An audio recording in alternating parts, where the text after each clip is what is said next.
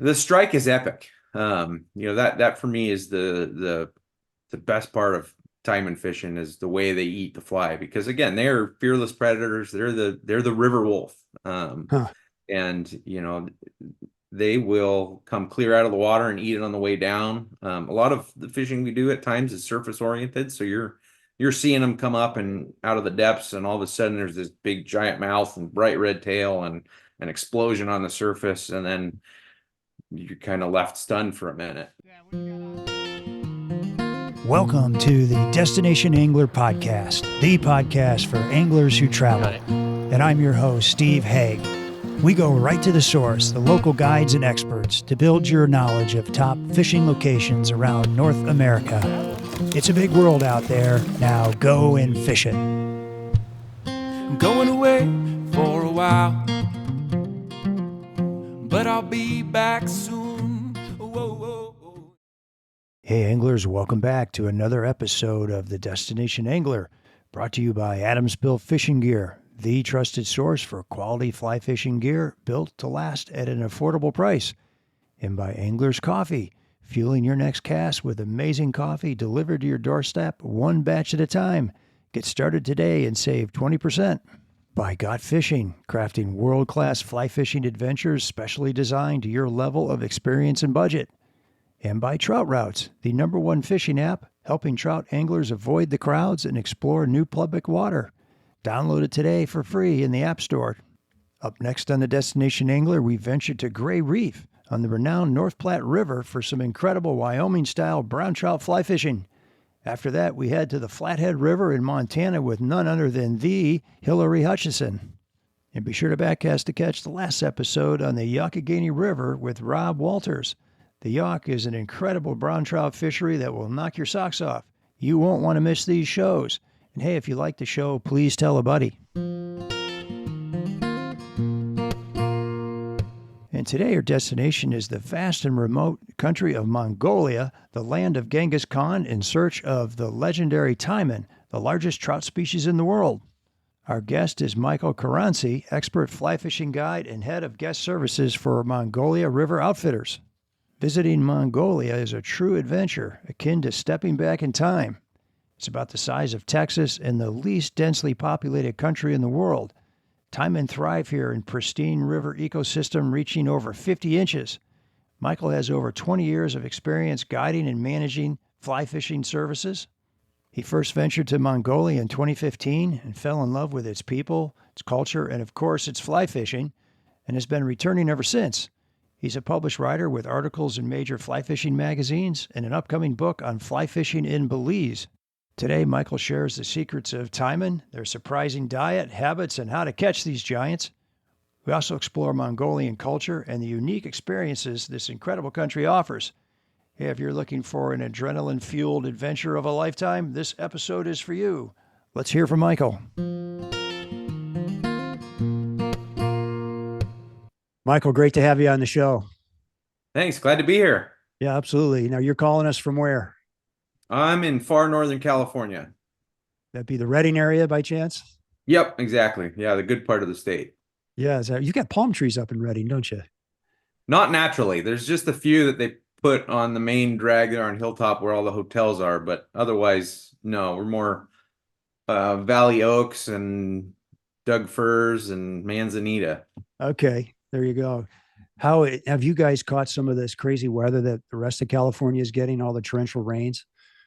Yeah, Give not us, quite to the same level as they've had down south. And we're at the top of the system, so we don't get quite as significant flooding and things, but it's been a wet winter, for sure. So it's limited our ability to get out and steelhead fish and fish locally a lot. The rivers are all kind of big and muddy, but up here we can always use the water. So we're about ready for some sun, but it's been a wet winter for sure.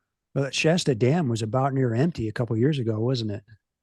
Yeah, they filled it up last year, and it's going to be full again this year. They've actually been dumping water lately because it's so close to the top already this early in the Really? spring. So another good water year, which after years of drought is good. Yeah. Now, are you usually fishing the Sac there below the dam this time of year? Yeah, I love spring fishing on the Sac usually. So this year it's been tricky with all the water, but there's windows where when the clarity's there, it still fishes really well. Yeah, how about that? Okay, what does a worldwide fisherman do in the off season, or is this the off season for you? Yeah, I don't really have an off season because when we're not fishing in Mongolia, there's still it's usually the busy time of year working with guests getting ready for their next season um and of course I try to fish locally whenever I can, and I got a 14-year-old son, so I do a lot of coaching with soccer as well. So we do that year round and keeps me Yeah, busy. that's cool. And did you play in college or high school? I played through high school. I played a little bit in college, Oh, and very good. then ended up kind of leaving the sport to go fishing. So it's been fun to get back into the sport with the kids, and it's rekindled a passion there in me that is good. Yeah, But yeah. at When the you've time, it played was the right soccer, choice. when you've played, I coached soccer for years and years, and I did not play, but I played a little indoor, and I stopped yelling at the kids in fourth quarter after playing soccer and realizing, you get kind of tired by the fourth quarter. Yeah, it's a lot of running, Yeah, definitely. yeah. They might start dragging. All right. Well, we got a lot to cover today. I want to hear about this magical fish called Taimen. I want to hear about Mongolia. I want to hear about Mongolia River Outfitters and Fish Mongolia and a little bit of your story. So I thought maybe we could kind of start with the species Taimen. For those of us out there who aren't aware, what in the world is a Taimen, and where do you find Taimen? Yeah, no, and you used a good word, magical. That works to describe a lot of things in Mongolia, not the least of which is the fish. Taimen it's a really special species. It's the largest member of the salmonid family, so literally it's the biggest trout in the world. Huh. It's also one of the oldest, and historically had one of the broadest ranges out of any trout species. Really? Huh. Among the different subspecies of taimen, all the way to what they call the Danube trout, which is in Eastern Europe, Yeah. the Siberian taimen, which covers historically all of Siberia and Mongolia and even down into China. And then there's a couple species in the Sakhalins and Japan as well. So historically had a really broad range. Unfortunately, when you get big predator species like that, they tend to be slow growing. A Mm. mature taimen in the 50-inch range is sometimes as old as 50 years old. So Wow. a fish like that is really susceptible to habitat degradation and predation. If you kill a 50-inch taimen, it takes 50 years to grow a new one. So Yeah. through much of its range, it's really impacted. Yeah, Um, what kind of populations do you find in a river when you have an apex predator like that? How spread out? You find one or two per mile, or is it more than that? Yeah, that's going to depend a lot on where you're looking for them. Again, in a lot of the world where they used to be many, they're down to you'd be lucky to find one or two in a mile. Huh. We're fortunate the two rivers that we manage and operate on in Mongolia because our programs are focused on conservation. That's why we do what we do is to protect taimen. And so the founder Mark Johnstad and the Mongolian partners Mandohai, they set these measures in place with the government of Mongolia early on to where these two rivers are protected as taimen sanctuaries. So we're actually seeing these two rivers, the taimen populations are actually increasing every year, both in size and numbers, Not good.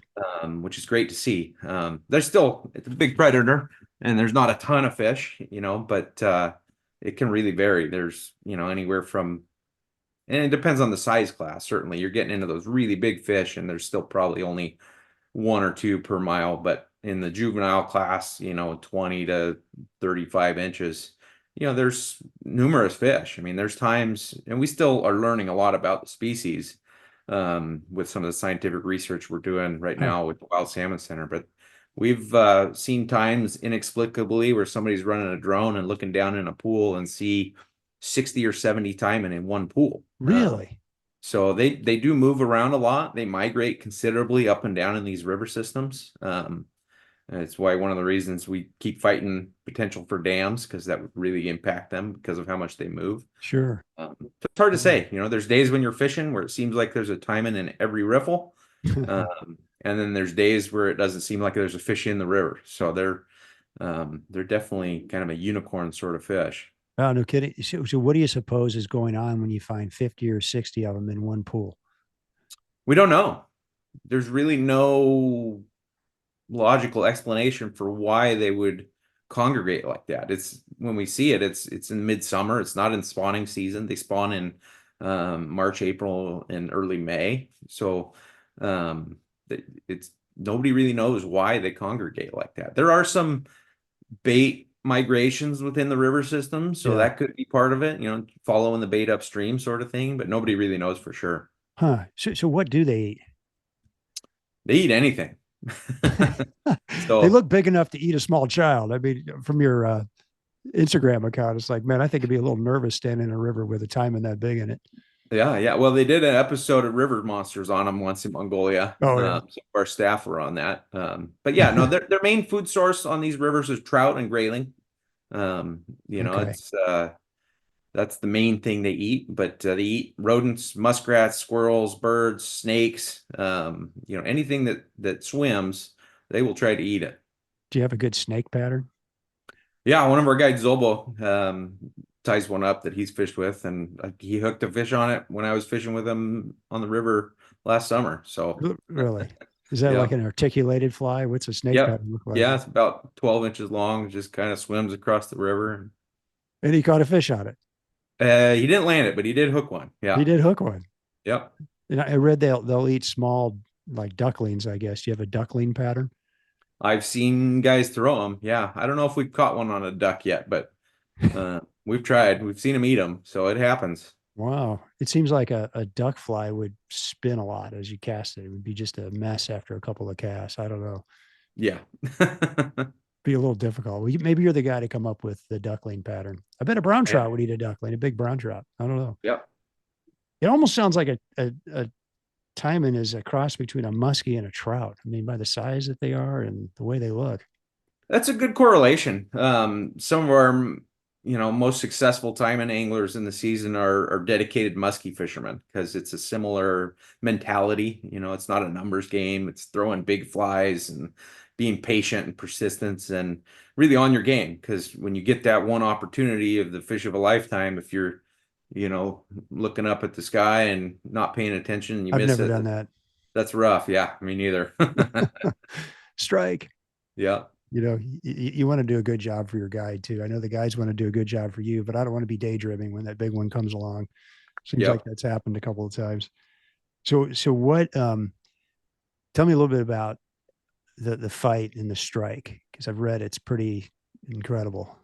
The strike is epic. That for me is the best part of Taimen fishing is the way they eat the fly because again, they're fearless predators. They're the river wolf. Huh. And they will come clear out of the water and eat it on the way down. A lot of the fishing we do at times is surface oriented, so you're seeing them come up and out of the depths, and all of a sudden there's this big giant mouth and bright red tail and an explosion on the surface, and then you're kind of left stunned for a minute. Right? But they will come back and eat it again and again and again. So when you miss that first one, you throw it back out there, and here they come again. A lot of the times, I had one fish ate my fly 7 times before I finally hooked it, right Did you next to the sting? boat. Did you sting it? I mean, it like felt the hook and it still came Oh back. yeah, yeah. There'll be times you'll have one on and you'll fight it for a minute and it comes off, and then you throw it back out and it comes back and eats it again. So What? they are fearless. Yeah. They have Unreal. really, really hard mouths. So it's not uncommon for us to land a fish in the net and the fly just comes out and it was never even hooked. The fish just never let go.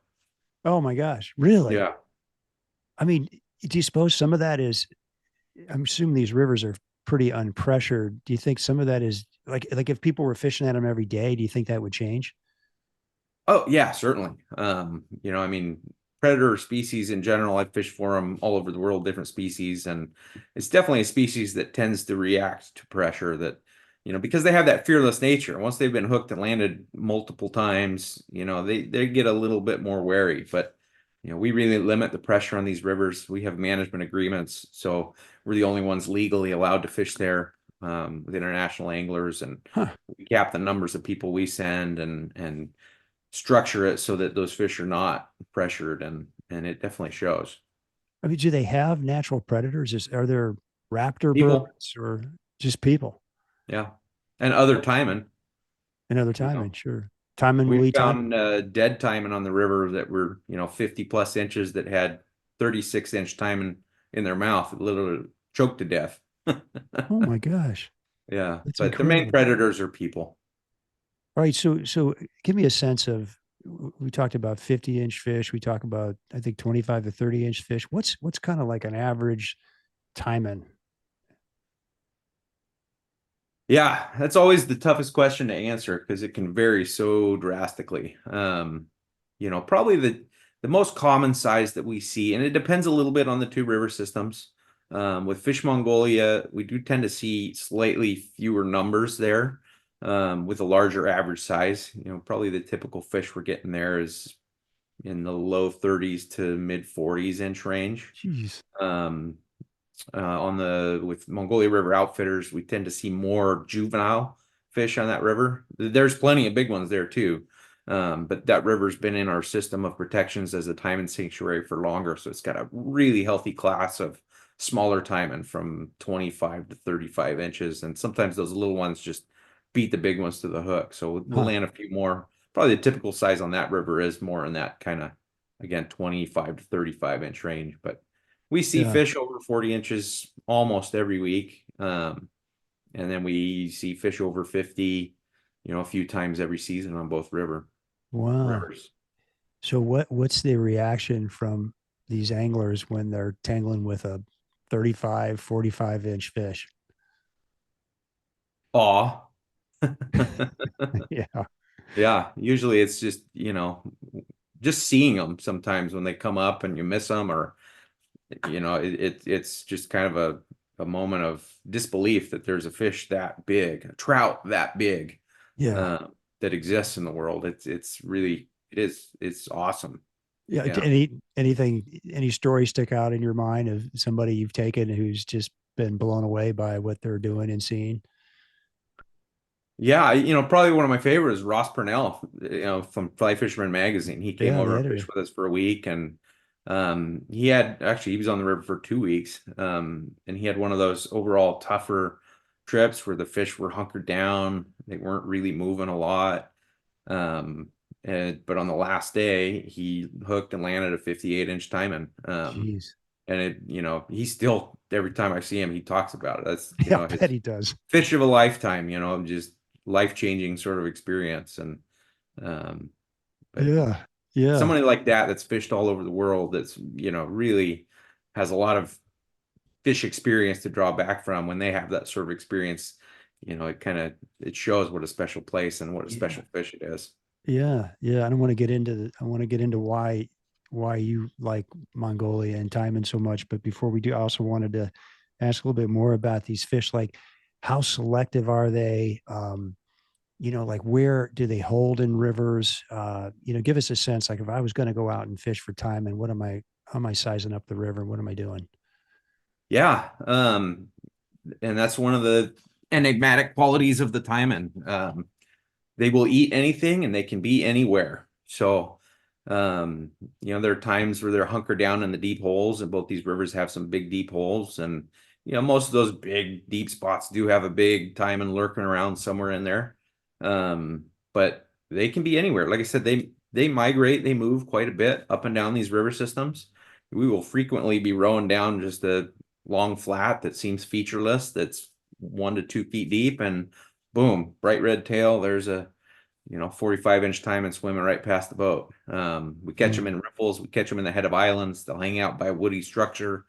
When the river okay. comes high, they'll go and hang out in the willows because that's where the food is. The trout will Yeah. get pushed to the edge, thinking they're safe, and here you'll see a taimen swimming through the grass, crashing up on the bank to eat a trout. So they can be anywhere. So when you're fishing for them, it's a combination of different things. Part of it is covering the water. We do a lot of float trips, so we're covering 10 to 12 miles of river a day, which is really effective because the taimen can be anywhere or nowhere, Sure. and so you're able to really cover the water that way, fishing a little bit of everything. Okay. Certainly, you focus more on areas where there's structure, big boulders, the heads of islands. Um, Classic sort of steelhead looking runs will often have fish in them. But then there's sight fishing opportunities too. You'll see a taimen hunting bait in the shallows and cast right to them. You'll spot that the bright red tails they have is really distinctive when the water's clear, and you'll see them, and the guides will pull over and walk the boat back up so you get in a position and sight cast to a fish, and Yeah, so cool. it can be a little bit of everything, and they will eat anything. So a Yeah. lot of what we fish is topwater, especially in the summer months and early fall, just because they are so aggressive, and something that makes a commotion on the surface will really get their attention.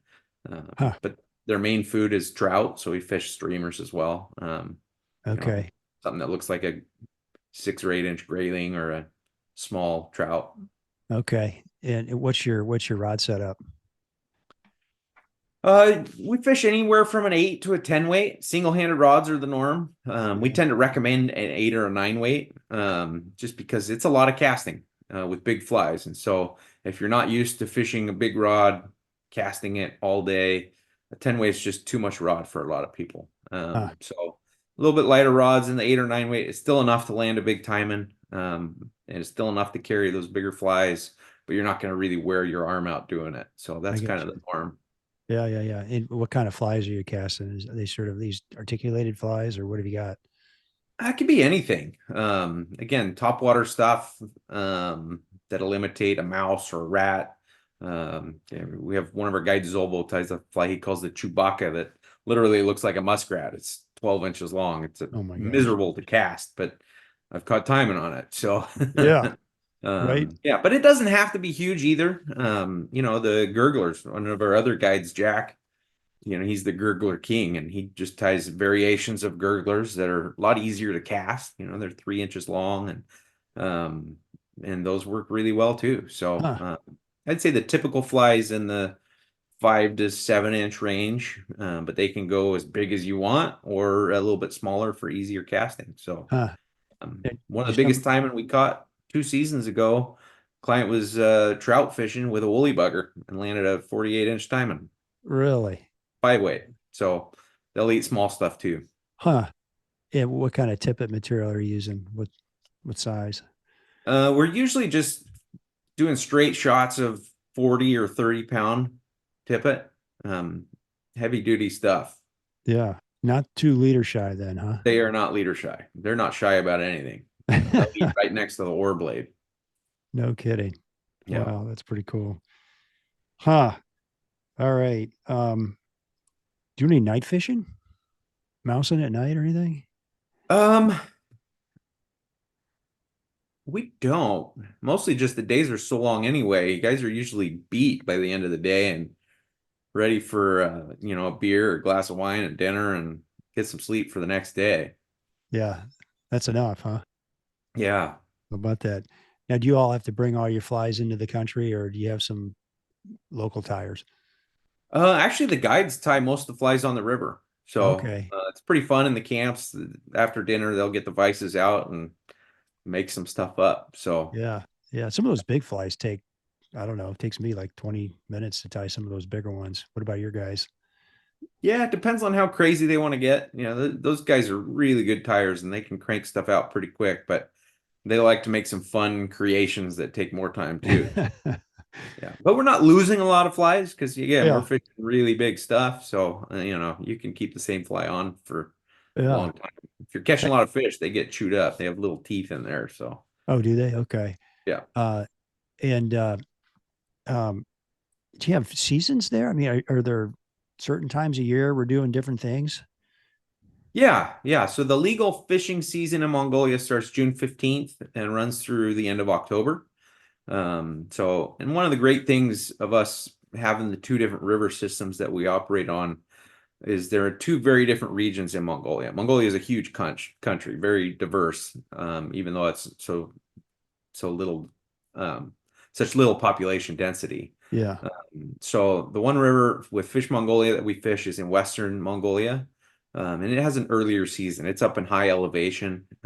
So we fish there from the middle of June as soon as the season opens through late August.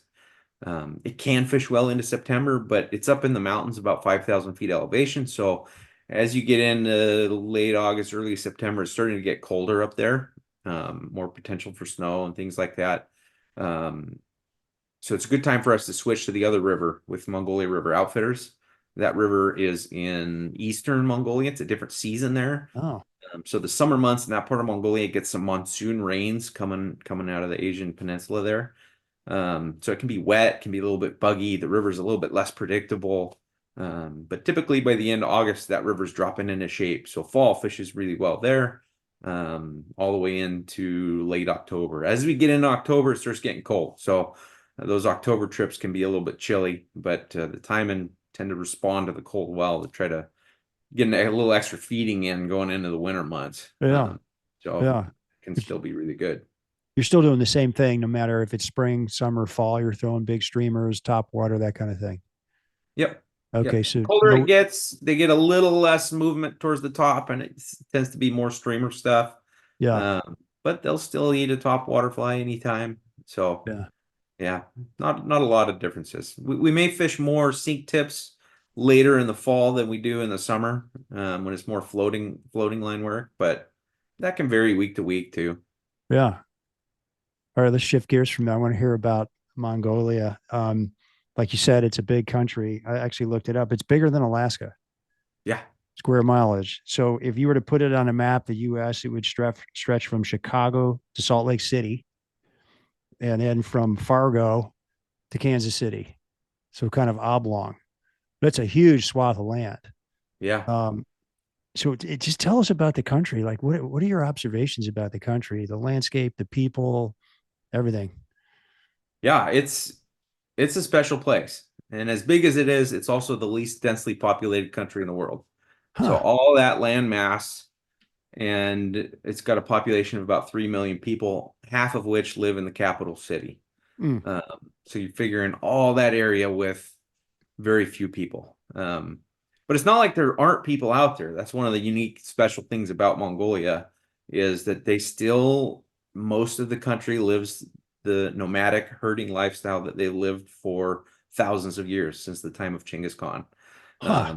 So they live in the traditional gers, those circular felt-lined dwellings, and they typically move 4 or 5 times a year with their herds to find fresh pasture land. Yeah. There's really no fences. There's no private land ownership outside of some of the few small villages and towns. And they just tend their herds and move around just like they have forever. So Yeah. it's pretty interesting like that. I mean, Uh, what do they think about when they hear? Do they hear much about America? I imagine you've got a lot of American clients, and what do they think about all the fences and private land that we have over here? They think that's like I'm thinking like the Native Americans used to say, "Well, you can't own land. Nobody owns the land." Is that how they feel, or what's it like? Yeah, certainly, I mean, a lot of these, even in the middle of nowhere, they have a little car battery hooked up to a satellite dish and they have a little bit of TV. Is it- But it's, I think, more for social type stuff. I don't know. That's a good question, how they think about land ownership and fences compared to the American West thing, but it just doesn't fit culturally there because, huh? their neighbors maybe, on the next ridge over, but if something breaks, they'll take the motorbike or walk over and get help from their neighbors. So they do, it's a close-knit community. You'll have multi-generational families living in 1 or 2 gers together with their herds. So they really support each other, and they have to. It's a harsh environment, especially in the winter. Yeah. It's Yeah. 40 below Celsius is not unheard of Oh, in the really? wintertime. So they really support each other, and it's how they've lived for many, many years. So they don't really want that change Yeah. for the most part. There's some shifts going now with people urbanizing and the young people leaving the traditional lifestyle to go move to Ulaanbaatar for work and things like that. But that hasn't really changed the overall thought processes of the lifestyle. So Okay. Interesting. And what's the name of the capital? I can't say it. I want to hear you say it. Ulaanbaatar, Say it again. Ulaanbaatar. Ulaanbaatar, We and just that's say the UB. UB. Oh, let's go with UB. So Yeah. is that the one big city they have, Yes. and everything else is Gertz and small towns or villages? Yeah, there's a few small towns scattered throughout Mongolia. A couple might even be considered a city. They do have Yeah. some infrastructure and wooden buildings and, housing and things like that. But most of the places, it's just the traditional gers in the countryside. And even in the cities, even in Ulaanbaatar, I think, vast majority of the population there still live in gers. There's the whole ger district in the city where, Oh my um, gosh. they kind of put their ger up in a little fenced yard and still do it that way. Just comes naturally, it sounds like. It's how they're raised, maybe, huh? Yeah, yeah. Yeah. Yeah. Um, so you've been coming here, is it 20 years? My first trip was 2015.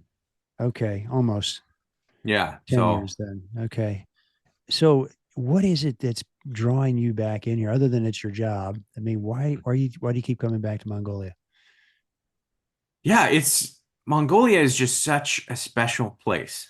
The people, the landscape, the history, the culture, it really sets it apart from anywhere else in the world. So, and that's, my story with Mongolia kind of it ties into that because I was working at the fly shop. I had the best job in the world. I was literally traveling all over the world, fly fishing in different places. I Right. was managing the programs in Kamchatka. I was doing a lot of our saltwater trips, the Seychelles, Christmas Island, Belize, doing a Jeez. lot of work in South America and Bolivia and Brazil and Argentina. And um, it was awesome.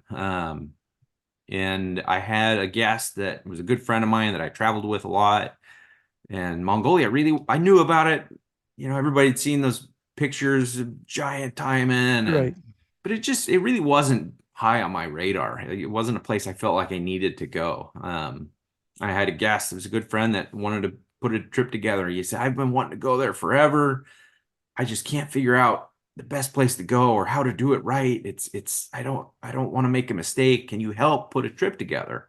I said, yeah, sure. So I did some research and started looking into the options there. And that's when I first met Mark Johnstad and got familiar with Fish Mongolia and Mongolia River Outfitters. And I was really impressed. I mean, I'd seen lots of outfitters all over the world and had a pretty good radar for who was doing it right and who was, Yeah.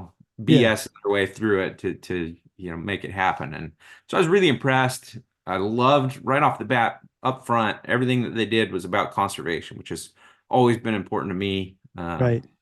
And so worked with them, set up a trip, went over in the June of 2015, and that was it. I mean, it blew my mind. The scenery over there is just so spectacular. The people are some of the nicest people you meet anywhere in the world. The culture, the history there is so unique and interesting. I mean, just the more you read about it, the more you realize the impact that Genghis Khan had on the entire world. I mean, there never would have been a Renaissance in Europe if it hadn't been for the Khans and Huh. opening up trade routes to the Far East. And so it's just everything about it ties together to make it so much more than just a fishing trip. The fishing is challenging, it's exciting, it's exhilarating, but it's the place, it's the people. That's what really gets a connection. And it's Gotcha. what we see with our guests. They have the same experience I did. Most people, it's a bucket list trip. They want to go catch the biggest trout in the world, and then they get there and some of the most common feedback we have is this was a life-changing experience. We hear Huh. that every summer from multiple guests. And then they want to come back Yeah. and they keep coming back because Yeah. you just want to reconnect with that. It's like going back in time.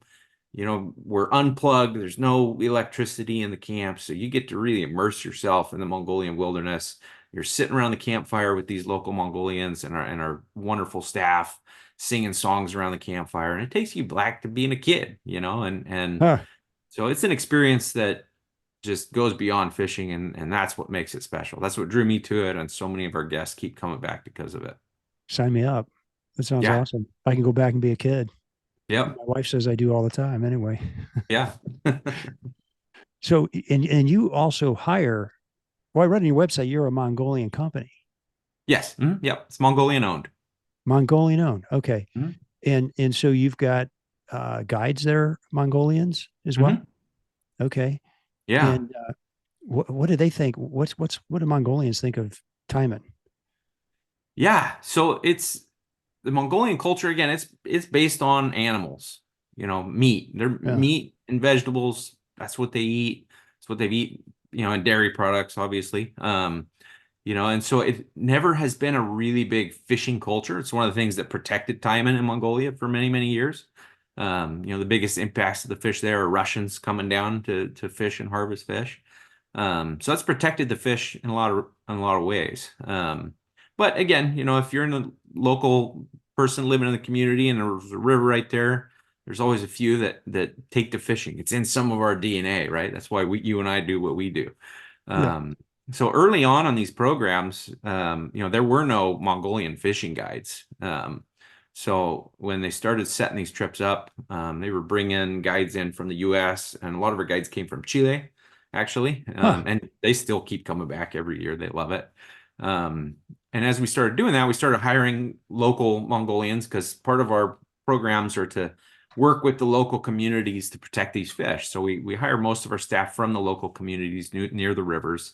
And they started seeing these people fly fishing and getting curious and learning how to do it. And we're going up and down the river, spreading the message about, oh, these fish are special.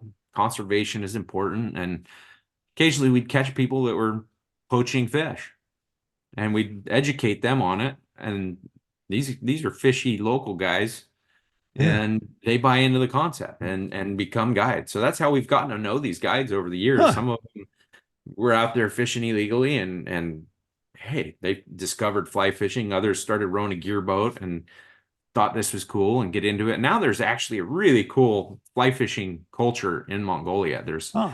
fishing clubs on the different rivers that are part of our conservation partners. One of our guides, Zolbo, has won national fly casting competitions.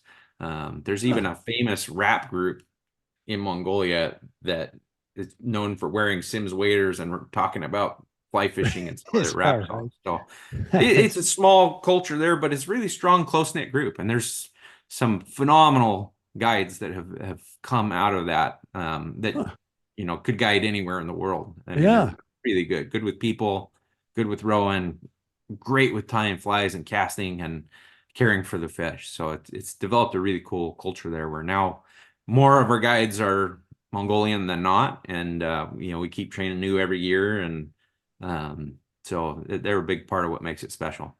And you brought them along. Yeah, yeah. Well, not me personally. Oh, I've brought a couple along since I've been there, but Your team. just the program in general over years. That's how Yeah. it's worked, I which mean, is you could great. have yelled at them and said, "What the heck are you doing?" Like most people would. But instead, you came alongside them and said, "Well, let me explain to you what's going on here," and educated them a little bit. Is that right? Yeah, and then they become the messenger. And in fact, Yeah. we've kept our guides employed working all winter long this year, going up into the communities on the river to continue spreading that conservation message.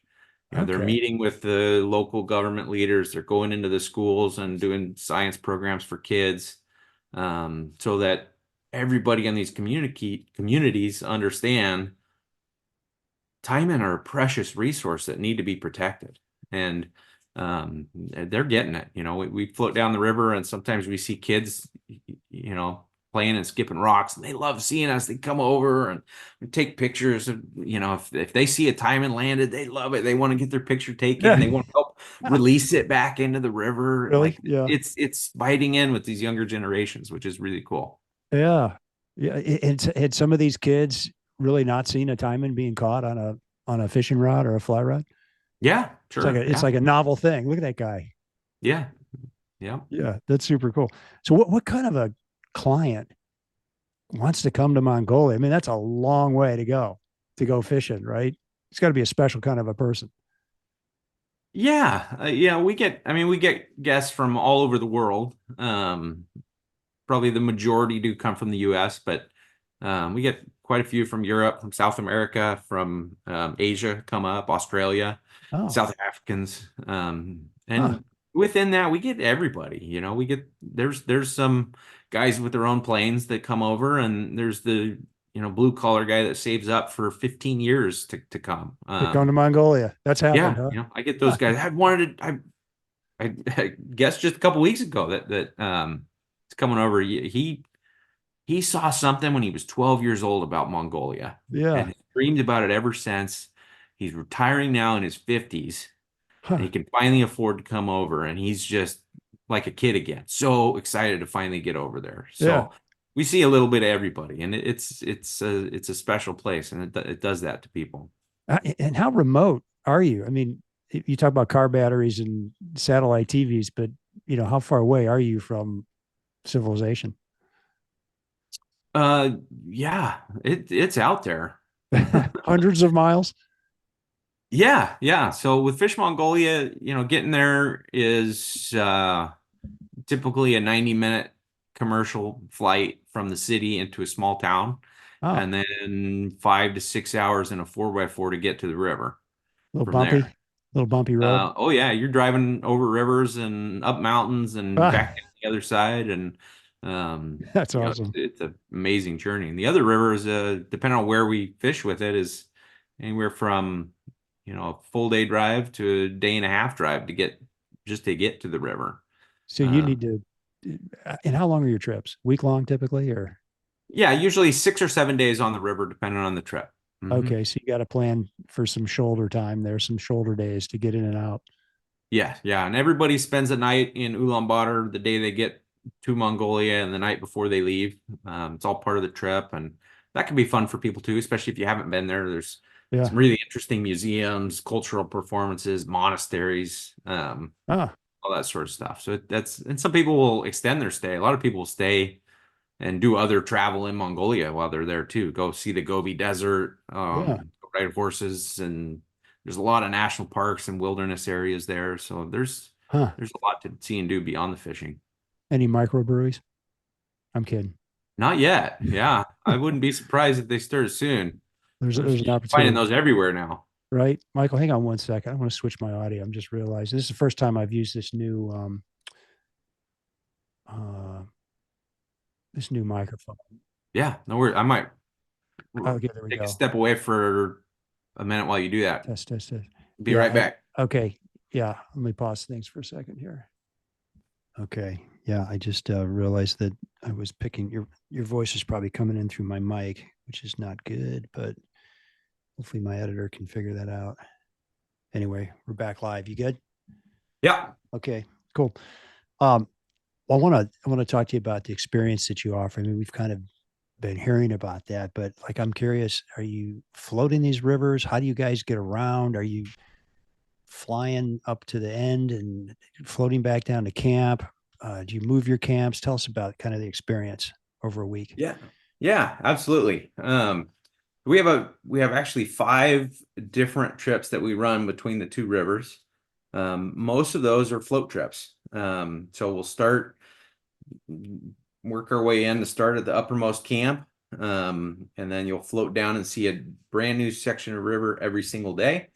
As you work your way down anywhere from 90 to 120 kilometers of river over the course of the week. So it's a really great way to see a lot of country, Yeah. always fishing over fresh fish, and just every day is a little bit unique and different. And on those, most of them we're staying in fixed camps that we set up before the season, staying in the traditional Mongolian gers, so you get that immersive Mongolia experience, Yeah.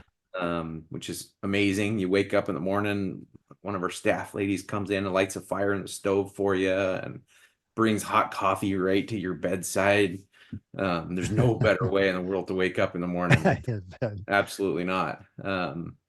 So yeah, it's a really great immersive experience in that regards as well. So Yeah.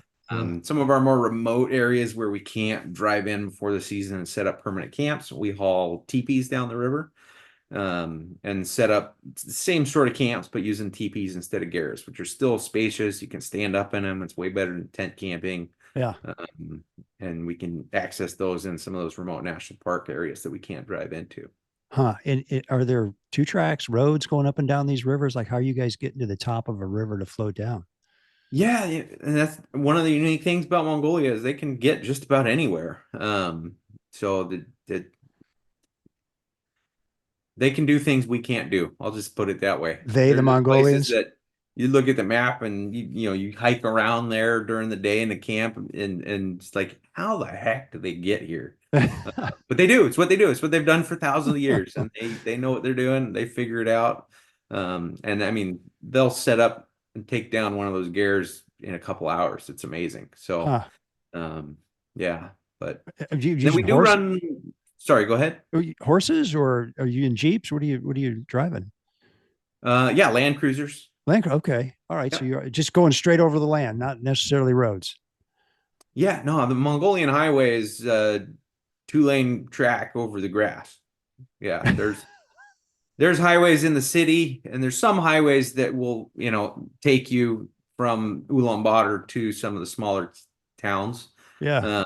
But yeah, usually it's not far out of UB that it's dirt. Oh, no kidding. Yeah. Oh, that's so interesting. And you mentioned Genghis Khan earlier, and that the Mongolians are really proud of their history because Genghis Khan got all the way to Hungary, as I believe. Yeah, The Mong, largest yeah, empire the world has ever known. yeah, and they're very well aware of that. Then Mongolians and proud of Oh, that. he's deified there. Yeah, Ah, yeah. The local vodka is called Genghis. yeah, His statues everywhere. He's on the currency. I mean, he's very important to their um, identity and culture, and they're understandably very proud people, yeah. partly because of some of that history. What's the food like? The food, I like it, and we get a lot of really good feedback. Huh.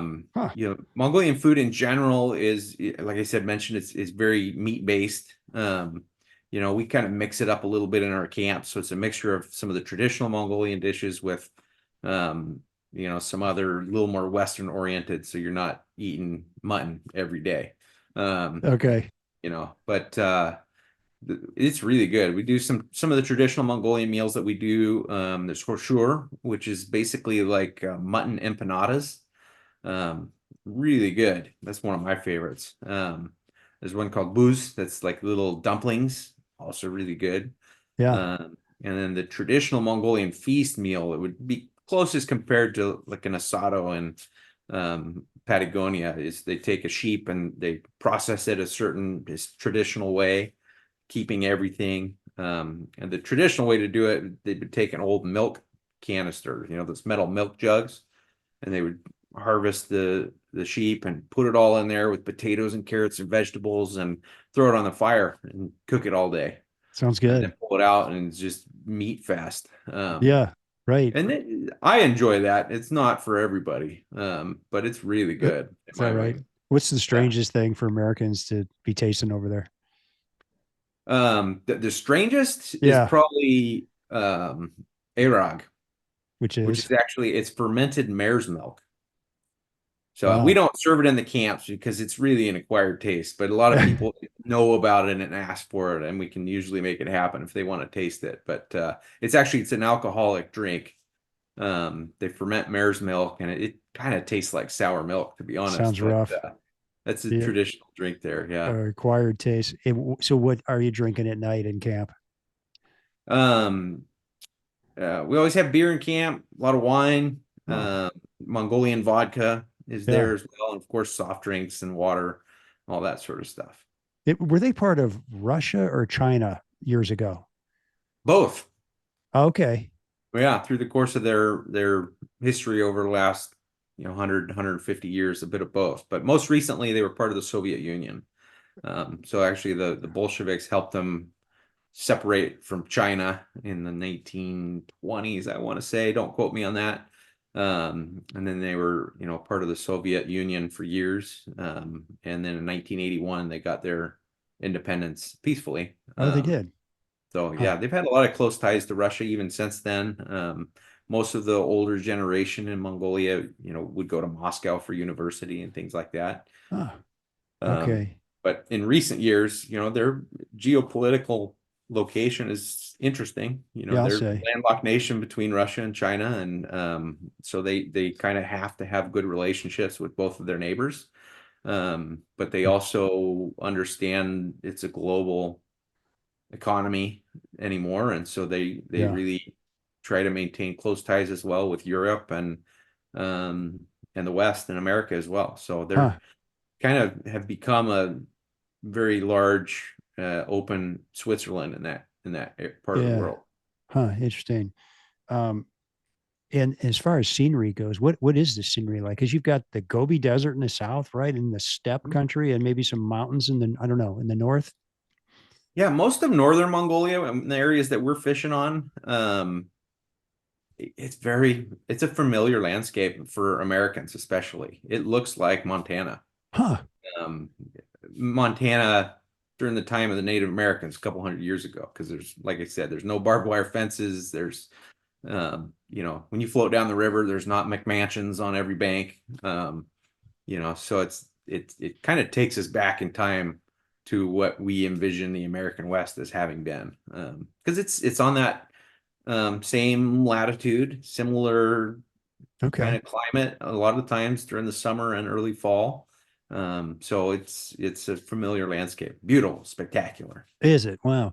Do you can you in all your years you've been there, you probably have a lot of epic days, but can you share uh maybe a story or two of some really fantastic days that you've had in Mongolia? Yeah, that's a tough one because every day is so fantastic. Some of my fondest memories, and to be honest, I find this with anywhere I go in the world, some of my fondest memories are from when things go wrong. Yeah, the ones you You remember know, anyway. exactly. Yeah. Yeah. I remember one night, I was on the lower river with a group of my really good friends, and it was a beautiful day. We were wearing shorts and wet wading all day, have a nice dinner, campfire. We were down in this remote national park, so it was one of those teepee camps, and seeing some fires around the campfire. I got my laundry out to dry, go to bed. In the middle of the night, kind of wake up with this noise and hear the wind just picked up out of nowhere, roaring, and kind of look up. Oh man, that's a lot of noise. And then poof, the teepee was gone. Oh wow. Literally blew away. Everybody in camp, the teepees blew away in the middle of the night. All of a sudden, we're looking at the stars. And um, remember one of the young, he's now guiding for us, one of those guys that's brought up through the ranks. His name's Soilo, and he was one of the kind of camp crew helpers at that time, and Yeah. speaks really good English. And he comes walking up to every tent and says, "Excuse me, everyone, we have a weather emergency. Please proceed to the dining tent." So Which was still there, hopefully. grabbing all of our stuff that's blowing around and throwing it in bags real quick and get everything into the kitchen tent just before the rain hits. That's hilarious. Um, so we ended up sleeping in the kitchen tent that night, and we wake up in the morning and the team had found everything Oh, and put it all up in the middle of this rain windstorm. And by the next morning, it was like nothing had ever happened. is that right? Just Yeah, yeah, another day at the office, exactly. right? So So are you there all summer then, from June to October? no, no. So I'm based here, so I'm always available to guests to help with stuff. So I will go Okay. over every year, usually for a couple weeks, Okay. spend some time on the river, connect with the staff and guides and everything. But most of the time I'm here. So we have a phenomenal team in Mongolia. They take such good care of everybody. I don't need to be there. They're Huh. better at it than I am. Yeah, no kidding. Now you've also Yeah. got some pretty good trout fishing out there too, right? Yeah. The most Tell, underrated part of the fishing definitely is the trout. yeah, say more about that. Yeah, especially in the summer months. That river with Fish Mongolia is just loaded with lennox and grayling. So lennox it's a kind of a prehistoric trout. Looks like a cross between a cutthroat and a whitefish. So they have Huh. beautiful markings of a trout and the little whitefish mouth on the bottom. Oh, And weird. Yeah. they probably average 14 to 16 inches, and we see fish over 20 inches every day. And no fishing pressure, so they eat hoppers all day long. And there's tons of grayling that are beautiful and hyper aggressive. So we actually Huh. have groups that come over every year and never even pick up a Taimen rod. They come Oh, just for trout fishing. for the trout fish. Yeah. And they'll, with a mouth like a whitefish, they'll still take something off the surface. Yep. Absolutely. Huh. Yep. What's the fight like with one of these fish? Just like catching a trout. Yeah. They It run, is. they jump, Okay. they pull, and again, these are wild fish that have probably never been caught before because there's so little fishing pressure. Right. So they fight Yeah. really great. Yeah. No, I had Okay. a guest with me on the river last time I was over there that he came for the Taimen fishing, and he ended up having so much fun. He mostly trout fished the whole time, and he goes to Argentina or Chile every year for 3 weeks. At the end of the week, I asked him, I said, John, how does this compare to all the fishing you do in Argentina? He says, oh, this is better. Really? So, all right. Yeah, you wonder if it's the fishing's good, but it's also all the other stuff you talked about. I'm in this remote country that's so different than anything else I've ever experienced. These people are wonderful. I imagine you don't run into a lot of other anglers out there, do you? No, very few. So we'll Rarely. see some locals. There's a couple spots they come down and Yeah. fish sometimes with hand lines, but anymore we're seeing them more often than not holding a fly rod, even when we see the locals fishing for trout. Yeah, they don't fish for Huh. Taimen much, but we'll see them fishing for trout here and there with a fly rod, but not much. It's very Yeah. rare to see another fisherman. What's a good day trout fishing? Like what's a great day trout fishing? Can't count. I mean, just your arms tired, time to Yeah, quit yeah. type We thing. did have a guy with a clicker one day that he and his buddy landed over 100 fish, trout Yeah. fishing. It's not Yeah. always like that, Right. Yeah. Sure. but It's it can fishing. be. Yeah. But yeah, I love the just the concept of going back to a place that was, you know, hasn't changed much in the last 100 years, except for the car batteries running, internet service or something. Yeah, And it's hard to find those places in the world it anymore. is. Not It many of them is. left. Yeah, it really is. So you have fished. I'm trying to think where you haven't fished. You've pretty much covered it. I mean, the Seychelles, the Bahamas, Brazil, Bolivia, Argentina, Chile, Cuba, Mexico, Kamchatka, Mongolia. You wrote a book. I think book's coming out on Belize soon. Is that right? Yeah, I'm doing the final edits with the publisher today, so hopefully it'll be All in right. print in the next couple weeks. What's the name of the book? It's called Poor Man's Rest: A Legacy of Belize's First Fishing Lodge. Huh? How So come it's you kind of wrote? a history of the development of fishing and ecotourism in Belize through the historic Belize River Lodge and the owners there and their family history and how it is all tied to the conservation ethos that exists in Belize today with catch and release legislation and banning gill nets and all that sort of stuff. So it's kind Yeah, of a cool story. yeah. Belize is definitely a place that I want to go to, and it seems like I talked to a lot of folks who guide in the states, in the summer, and then they head to Belize, in the wintertime. At least spend a couple of weeks down there. It's nice to get warm in the winter. Yeah, yeah. So Yeah. what's next for you? Is it Mongolia till you retire, or what's next for you?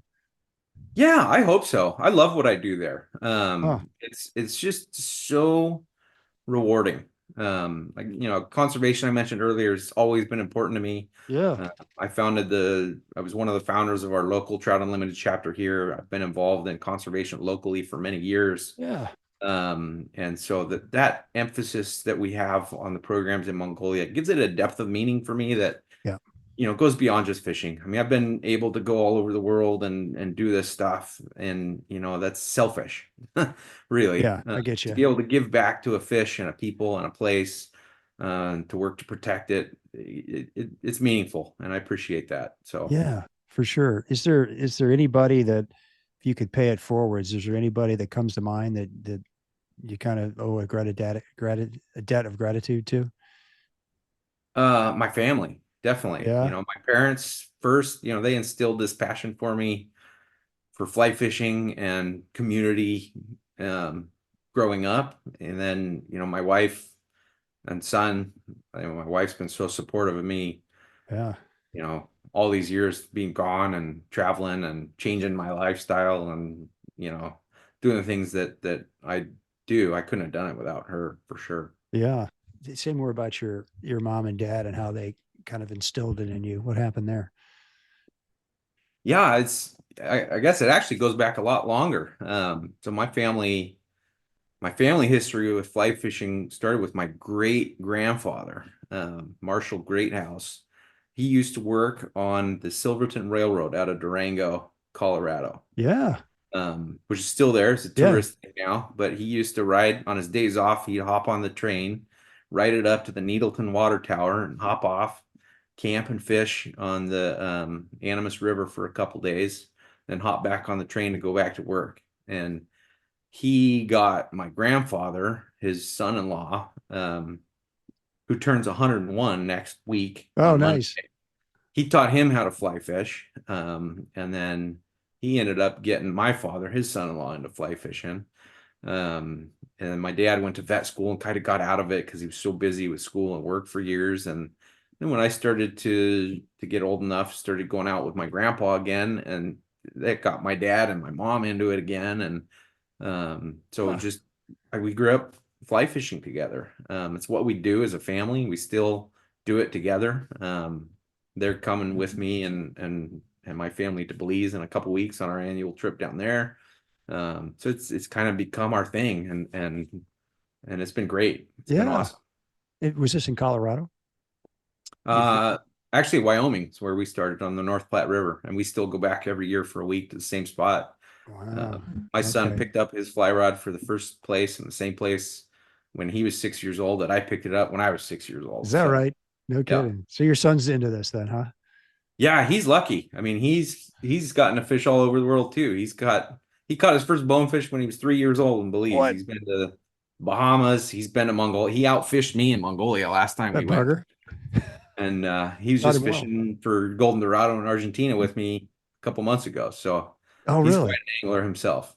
Okay. What part of Argentina were you up in the mountains or in the Clearwater or where were you? No, we were fishing in the Paraná near Okay. Rosario. Sure. Yeah. Yeah. Yeah. What do you wish you had more time to do? I wish I had more time to fish. Oh no. In better Yeah, weather, right? I Clearer know. I rivers. mean, I live in one of the best places in the world for fly fishing, and I'm lucky if I get out once a month. So just with work and coaching soccer, I just don't have Man, much time to do it as I'd like. where you go, that's that phase of life you're in where you got Yeah. a son Yep. who's, I mean, those are golden years, where you have an opportunity to be with your son that much and Yep. coach him in soccer. Man, I wouldn't give that up for anything. With Yep. all the people you've met all over the world, are people the same everywhere or not? I think people that enjoy fly fishing and wild places, deep down, we're all very similar. We appreciate the beauty of the outdoors and appreciate the experience above all else. And I do see that connection with the sort of people that I get to work with every day that are interested in going on these trips, that or even if they just go fish their local stream. That's why they do these things, to have that deeper connection, that transcendentalist moment of connection with nature and with your own sense of spirituality.